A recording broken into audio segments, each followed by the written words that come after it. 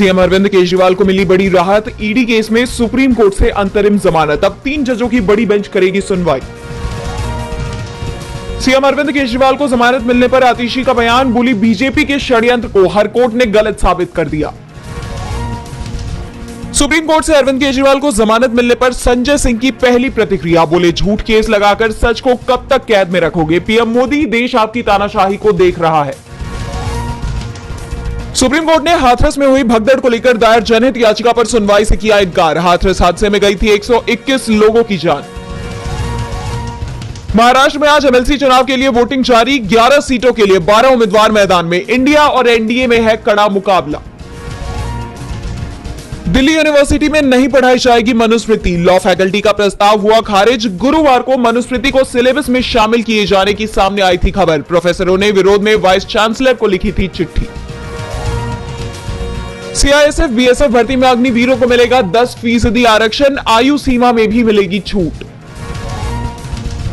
गुजरात में 10 वैकेंसी के लिए 1800 लोग पहुंचे। धक्का मुक्की में स्टील की रेलिंग टूटी। राहुल गांधी बोले भाजपा शासित राज्य इस बीमारी का एपिसेंटर बन गए। कांग्रेस ने भाजपा सरकार के खिलाफ आरोप पत्र के साथ हरियाणा मांगे हिसाब अभियान की घोषणा। 15 जुलाई से सभी 90 विधानसभा सीटों का दौरा करेंगे नेता। गुजारा भत्ता के मुद्दे पर सुप्रीम कोर्ट का दरवाजा खटखटा सकते हैं मुस्लिम संगठन। अदालत ने महिलाओं के हक में सुनाया था फैसला। यूएनएससी डब्ल्यूटीओ में बदलाव के लिए प्रतिबद्ध। ब्रिक्स की बैठक में बोले लोकसभा अध्यक्ष ओम बिरला, बहुपक्षीय मंचों के बीच सहयोग बढ़ाने पर दिया जोर।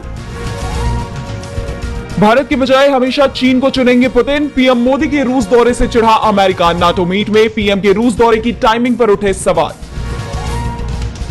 जो बाइडेन की नाटो समिट में फिसली जुबान, पहले जेलेंस्की को पुतिन, फिर कमला हैरिस को कहा ट्रंप। आलोचना पर बोले इससे नुकसान तो नहीं हुआ। नेपाल में लैंडस्लाइड से 2 बसें नदी में गिरी। 50 से ज्यादा पैसेंजर लापता। ड्राइवर सहित 7 भारतीयों की गई जान, 2 ने कूदकर बचाई जान। सर्च और रेस्क्यू ऑपरेशन जारी। नेपाल में प्रचंड सरकार का गिरना तय। संसद में विश्वास प्रस्ताव पर आज होगी वोटिंग। नेपाली कांग्रेस और सीपीएन यूएमएल ने अपने सांसदों को व्हिप जारी कर खिलाफ में मतदान करने के दिए निर्देश। आने वाले कई वर्षों तक 7% की रफ्तार से बढ़ेगी अर्थव्यवस्था, नीति आयोग के अरविंद विरमानी का दावा।